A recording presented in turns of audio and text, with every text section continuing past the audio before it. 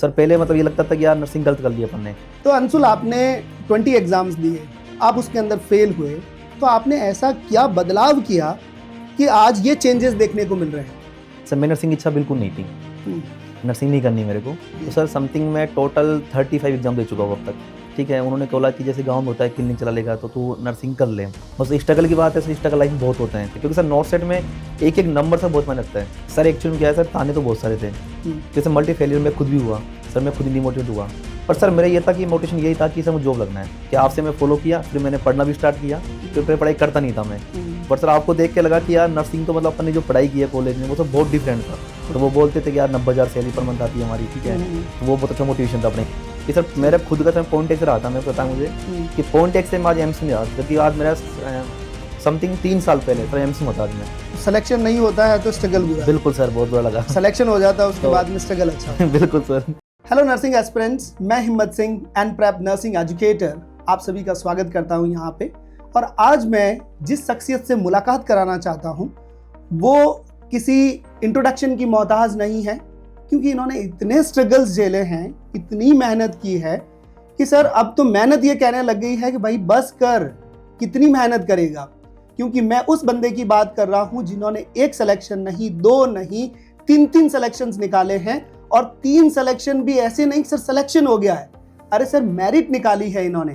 और आपने DSSB का नाम सुना होगा, अरे सर DSSB में जो है वो सेंचुरी मारी है इन्होंने। बहुत अच्छी रैंक जो है वो गोल्ड मेडलिस्ट के तौर पे इन्होंने रैंक ली है। तो चलिए स्वागत करते हैं अंशुल कुमार गर्ग का। स्वागत है अंशुल आप। Thank you so much sir. तो अंशुल, ये बताइए अपने नर्सिंग एस्पिरेंट्स को कि आपकी नर्सिंग की जर्नी कैसी रही और क्या स्ट्रगल आपने फेस किया? सर इसकी बात का आंसर ये है सर कि नर्सिंग की जो जर्नी थी मेरी सर मैं 12th पास 2014 में किया था जी। उसके बाद सर मतलब मेरे ताऊ जी ने मुझे रिकमेंड किया, ठीक है। उन्होंने बोला कि जैसे गांव में होता है क्लिनिक चला लेगा तो तू नर्सिंग कर ले। सर मेरी नर्सिंग की इच्छा बिल्कुल नहीं थी, नर्सिंग नहीं करनी मेरे को। फिर सर मैं नर्सिंग एडमिशन ले लिया मैंने। सर उसका जर्नी ये रहा कि सर 4 साल में कॉलेज पढ़ा। तो सर लगा कि यार चलो अच्छा कोर्स अपन ने चूज़ किया है, क्योंकि मेरे फ्रेंड था जो मतलब मेरे सीनियर्स के पे लगे हुए हैं जो ऑलरेडी पोस्टेड हो चुके थे। तो वो बोलते थे कि यार 90,000 सैलरी पर मंथ आती है हमारी, ठीक है। तो वो बहुत अच्छा मोटिवेशन था अपने लिए। बस स्ट्रगल की बात है सर, स्ट्रगल लाइफ में बहुत होते हैं सर। पहले मतलब ये लगता था कि यार नर्सिंग गलत कर लिया अपन ने। पर सर आज जब जॉब कर रहा हूँ तो लगता है कि यार बहुत अच्छा प्राउड फील होता है कि अपन एक नर्स है जो अपन पेशेंट केयर भी करते हैं, तो अपन को दुआ भी मिलती है, प्लस पैसा मिलता है, मतलब सब कुछ अपन अच्छा मिलता है। तो सर स्ट्रगल अच्छा लगा, मतलब पहले बहुत स्ट्रगल था लाइफ में, बट अब बहुत अच्छा फील हो रहा है। जब सिलेक्शन नहीं होता है तो स्ट्रगल बुरा। बिल्कुल सर, बहुत बुरा लगा। सिलेक्शन हो जाता है उसके बाद में स्ट्रगल अच्छा होता है। बिल्कुल सर, ये बात है जी। तो अंशुल, नॉर्सेट और DSSB के बारे में आपको कैसे पता चला? सर एक्चुअली में क्या है सर, नॉर्थ साइड में मेरा फ्रेंड है, मेरे सीनियर्स हैं। अच्छा। सर वो ऑलरेडी पोस्टेड है। तो सर क्या हुआ कि मतलब उन्होंने मुझसे बोला कि यार ऐसे नॉर्थ साइड का एग्जाम आता है, ठीक है, एम्स का एग्जाम होता है, बहुत अच्छा एग्जाम होता है, थोड़ा पढ़ना तो पड़ेगा, ठीक है, बट बहुत अच्छी सैलरी है, आपकी रेस्पेक्ट होती है प्रॉपर, ठीक है। मैंने कहा यार देखते हैं। फिर सर जैसे एग्जाम आया DSSB का, तो बोला यार एक एग्जाम का फॉर्म आया तो फॉर्म फिल कर ले। कितने नॉर्थ की सर, मेरे नॉर्थ में हुआ नहीं था मेरा, मैंने एग्जाम दिया था। तो उसने बोला कि DSSB फॉर्म भर ले। फिर सर मैंने ऐसे ही यूट्यूब सर्च किया, आपने वीडियो खोला तो आपका मुझे वीडियो दिखा कि नॉर्थ में ऐसे सैलरी होती है, ये स्कोप है, ये फॉर्म है, ये स्टार्टिंग फॉर्म डेट है, ये लास्ट डेट है। फिर देख के मुझे लगा कि यार चलो अच्छा है कि फॉर्म फिल करते हैं। सर मैंने फॉर्म फिल किया, आपसे मेरी बात हुई तो आपने कहा था कि आप फॉर्म फिल करो, जॉब होगा पक्का आपका सिलेक्शन जी। तो सर आज वो है। बस आपने जो है वो टोटल कितने एग्जाम्स दिए, कि मतलब मेरे से बात होने के बाद कितने एग्जाम दिए और मेरे से बात नहीं हुई उसके पहले कितने एग्जाम्स आपने दिए हैं? सर एक्चुअली मैं सर एग्जाम में 2019 से पास आउट हूँ, बट सर मैं एग्जाम तो 2019 से दे रहा हूँ। तो सर समथिंग मैं टोटल 35 एग्जाम दे चुका हूँ अब तक, 35। बट सर जो पढ़ाई करने के बाद, क्योंकि मैंने सर पढ़ाई स्टार्ट 2022 से की है। सर एक्चुअली में क्या है, मैं आपको काफ़ी टाइम से आपको फॉलो कर रहा हूँ, मैं आपको देख रहा हूँ। तो सर मुझे लगा कि यार मैंने आपसे बातचीत हुई मेरी आपसे, तो सर उसके बाद फिर मैंने एग्जाम देना स्टार्ट किया कि आपसे मैं फॉलो किया। फिर मैंने पढ़ना भी स्टार्ट किया, क्योंकि पहले पढ़ाई करता नहीं था मैं। बट सर आपको देख के लगा कि यार नर्सिंग तो मतलब अपन ने जो पढ़ाई की है कॉलेज में वो सब बहुत डिफरेंट था, मतलब बिल्कुल एक बेसिक क्लियर था, बट जो एग्जाम में आता है वो नहीं पढ़ा था मैंने। फिर आगे मैंने क्लासेस स्टार्ट किया। फिर सर मैंने एग्जाम का जो अपने PYQ होते हैं तो उन्होंने सॉल्व किए मैंने। तो मुझे लगा कि यार PYQ में जो क्वेश्चन है वो सर ने पूरे सॉल्व करा रखे हैं, तो एग्जाम पास क्यों नहीं होगा, क्योंकि सर जब आप पूरा पढ़ाए थे पेपर के पहले ही तो पास तो होना ही होना है। फिर आपको मैं फॉलो करता रहा। सर मैंने एग्जाम दी कम से कम 20, तो मुझे असफलता बहुत मिली। फिर तो आपसे मिला भी था राइट में, आपसे मैंने कॉन्टैक्ट भी किया, आपको फ़ोन भी किया। फिर आपने बोला कि असफलता मिलती है बट एक चुनौती तेरे लिए, तो और आगे मेहनत कर, सफलता जरूर मिलेगी। फिर सर करंटली मैं अभी DSSB में नर्सिंग पोस्ट पे हूँ।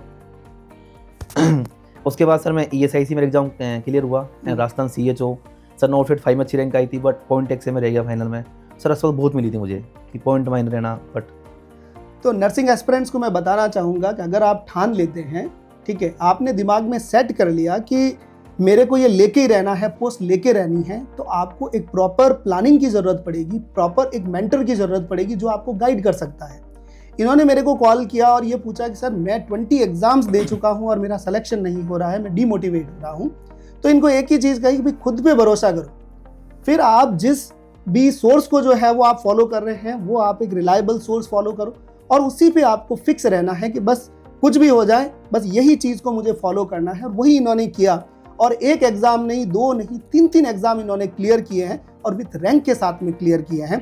तो इन्होंने जो रैंक के साथ क्लियर किया है, तो आप भी प्रॉपर प्लानिंग के साथ में जो है वो अपनी रैंक को निकाल सकते हैं। तो अंशुल, आपने 20 एग्ज़ाम्स दिए, आप उसके अंदर फेल हुए, तो आपने ऐसा क्या बदलाव किया कि आज ये चेंजेस देखने को मिल रहे हैं?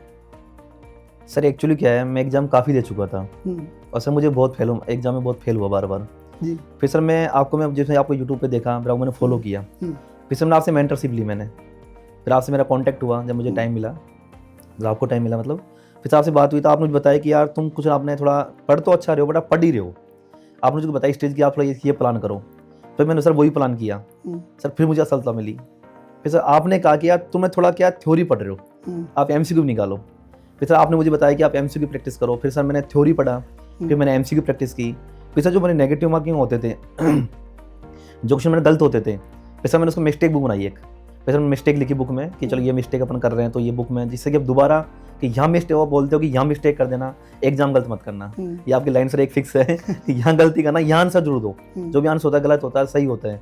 सर मैंने वही फॉलो किया कि मैंने टेस्ट दिए डेली, मुझे डेली एनालिसिस हुआ। फिर सर मैंने अपना जो रैपिड रिवीजन कोर्स था, अपना जो गोल्ड प्लान है सर, वो मैंने परचेज किया। फिर सर उसको मैंने पूरा फॉलो किया। फिर सर उसको मैंने पढ़ने स्टार्ट किया, उसमें डेली MCQ दिए, उसको मैंने रिवीजन किया पूरा। फिर सर मुझे खुद को फील हुआ और सर आज भी आपके सामने बैठा हूँ मैं कि वो मेरा रणनीति थी पूरा।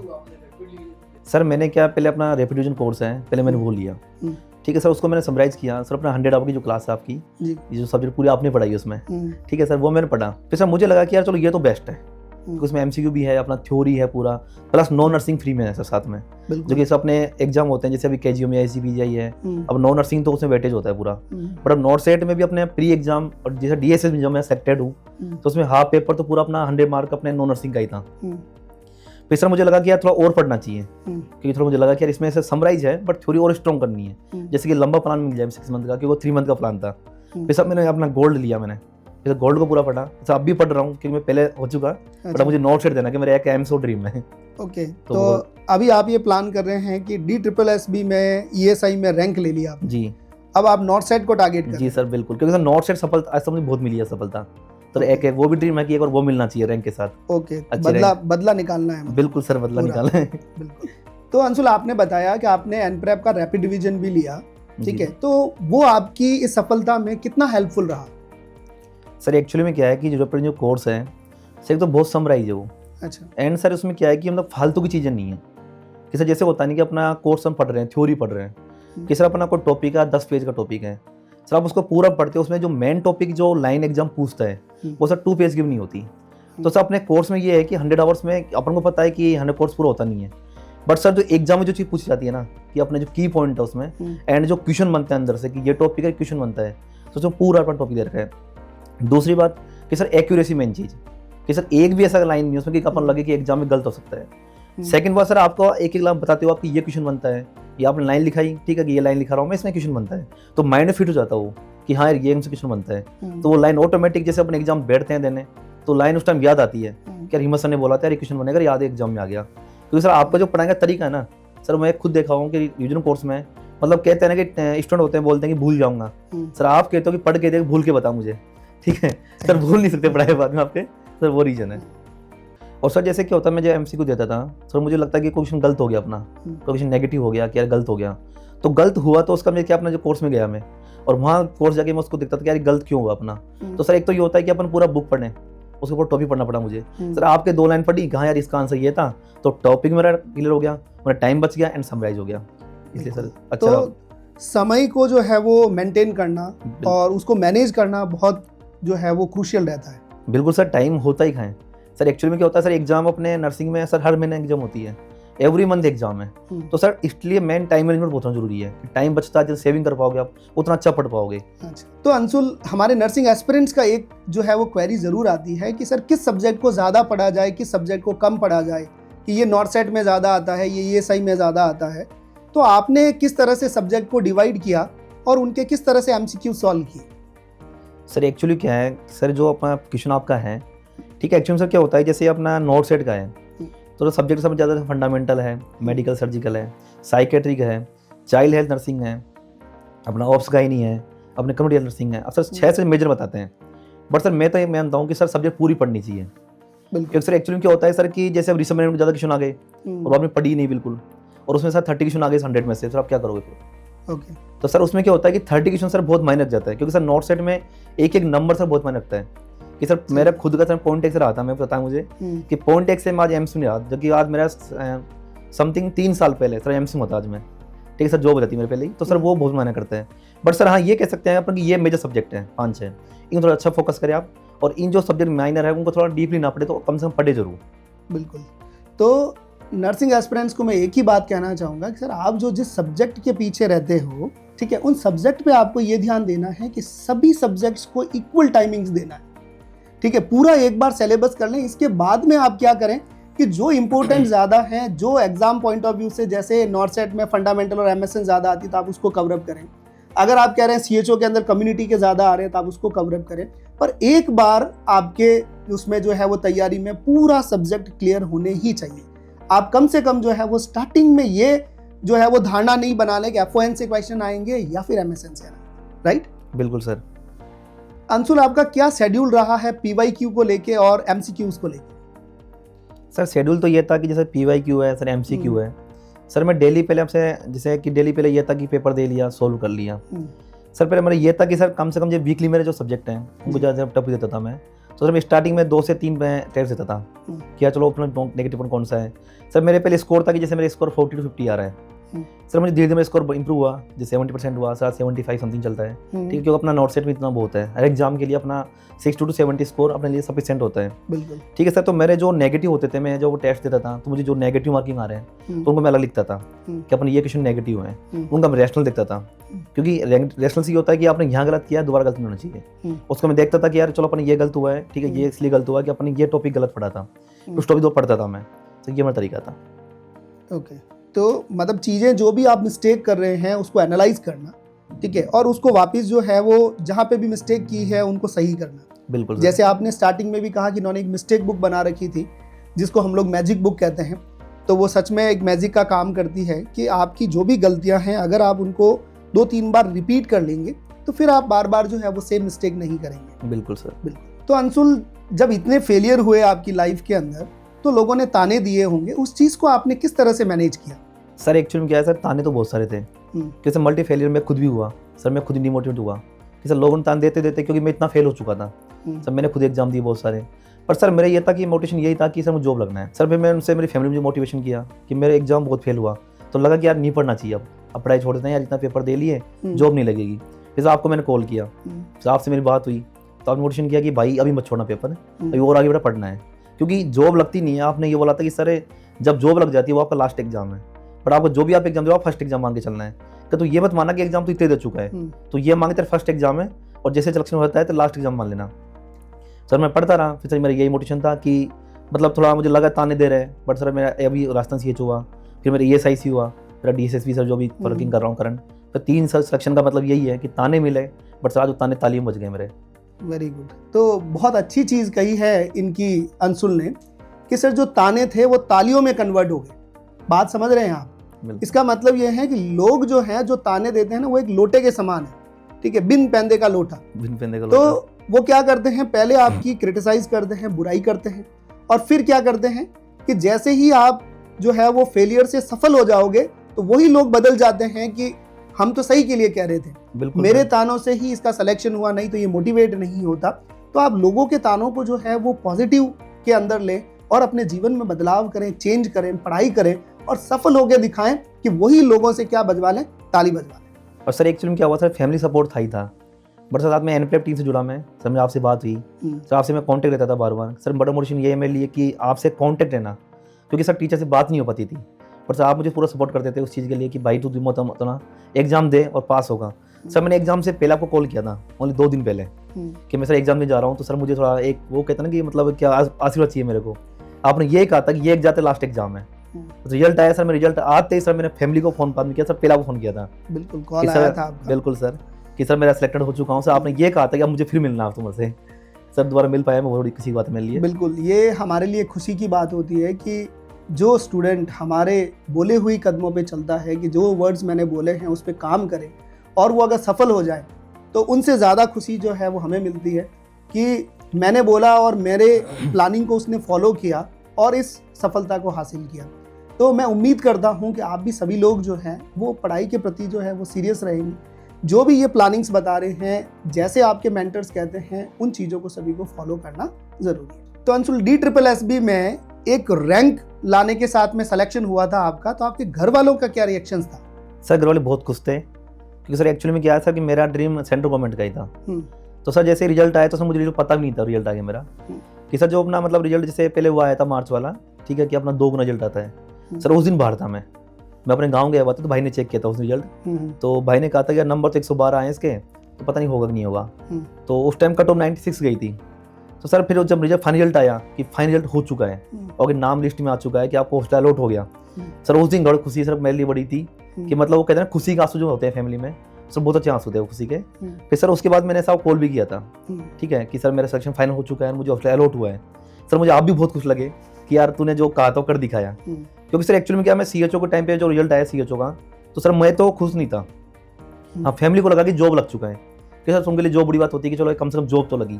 पर सर मेरा टारगेट सेंट्रल गवर्नमेंट था, क्योंकि सर मुझे असफलता बहुत मिली थी, तो मुझे था कि यार सेंट्रल गवर्नमेंट मिलना चाहिए। तो सर मुझे सेंटर का मेरा टारगेट था और सर मैं आज वो प्राप्त किया मैंने। सर मेरा टारगेट यदि बना के चलता तो मैं पूरा कर पाया।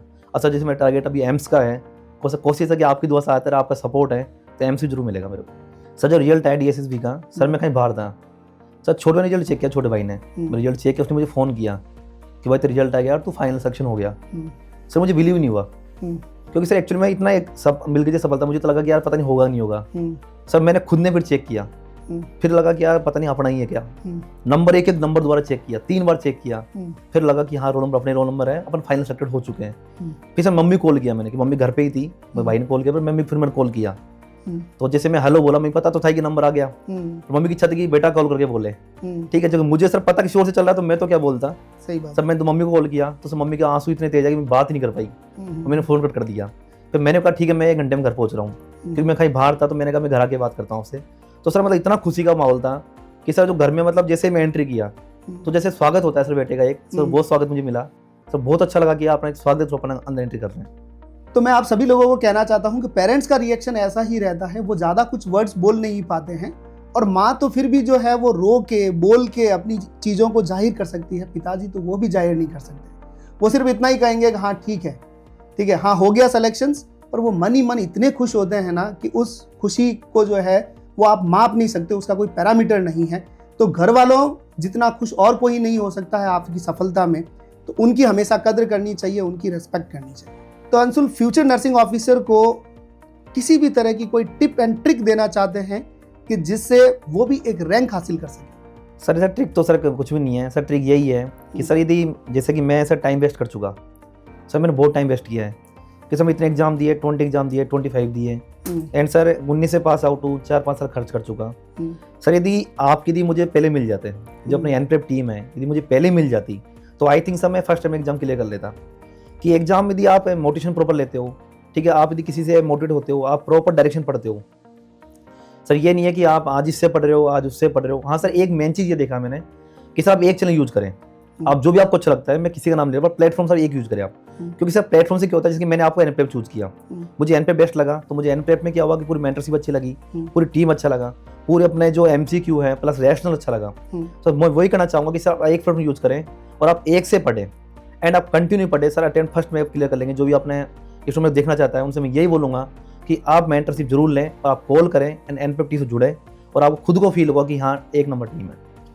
तो फ्यूचर नर्सिंग ऑफिसर्स को मैं एक ही चीज़ बताना चाहूँगा कि ट्रस्ट करना बड़ी चीज़ है। जो भी चीज़ आप कर रहे हैं, जो भी सिलेबस आप फॉलो कर रहे हैं, जो भी आप नोट्स फॉलो कर रहे हैं, एमसीक्यूज फॉलो कर रहे हैं, वो सभी एक ट्रस्टवर्दी इंस्टीट्यूट से करें, जिसको आपको ये लगे कि सर ये इंस्टीट्यूट या फिर ये मेंटरशिप कॉल जो है मुझे मेरे टारगेट तक पहुंचा सकती है। आपको मल्टीपल रिसोर्सेज यूज़ नहीं करने हैं, आपको एक सिंगल रिसोर्स यूज़ करना है, उस पर आपको भरोसा करना पड़ेगा, बिलीव करना पड़ेगा, ट्रस्ट करना पड़ेगा। तो फ्यूचर नर्सिंग ऑफिसर्स, अपन ने आज बात की अंशुल कुमार गर्ग से, जिन्होंने लगातार 3 सिलेक्शंस लिए हैं। क्या चीज़ आपने सीखी है, क्या मोटिवेशन इनसे आपने लिया है, ये तो मैं जो है वो कंफर्म नहीं कर सकता कि आप लोगों ने क्या सीखा है।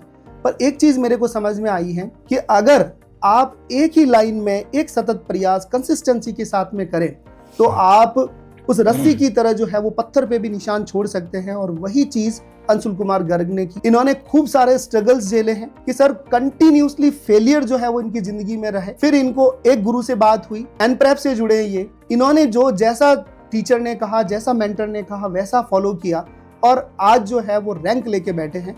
और आगे भी, अभी तक ये रुके नहीं हैं, आगे तक इनका सपना ये है कि सर मैं नॉरसेट क्रैक करके बताऊंगा। मुझे जो नॉरसेट ने धोखा दिया है 20 टाइम्स, ठीक है, उस धोखे को मुझे जो है वो कंप्लीट करके रहना है। तो ये इनका आज जो है वो जोश है, उमंग है। और यही जोश और यही उमंग मैं आप में देखना चाहता हूं कि आप अगर नर्सिंग ऑफिसर बनना चाहते हैं, फ्यूचर नर्सिंग ऑफिसर्स, तो आप में ये उमंग होनी चाहिए, आप में ये जोश होना चाहिए कि आप सोए नहीं। आप जो है ना वो अपने मकसद को कामयाब करने के लिए, आप अपनी जो है वो सक्सेस को लेने के लिए आप हर जी जान लगा के जो है वो मेहनत करें और आप अपनी शीट जो है वो रिजर्व करें, आप अपनी सफलता को जो है वो अचीव करें। यही हमारी उम्मीद है और यही हमने अंशुल कुमार गर्ग से सीखा है कि इतने स्ट्रगल के बाद में किस तरह से जो है वो हैप्पीनेस आपको अचीव होती है। थैंक यू सो मच और थैंक यू अंशुल कि आप आए और आपका जो ये कंट्रीब्यूशन था स्ट्रगल के बारे में और आपकी जर्नी जो हमारे साथ में शेयर की, उसके लिए थैंक यू सो मच।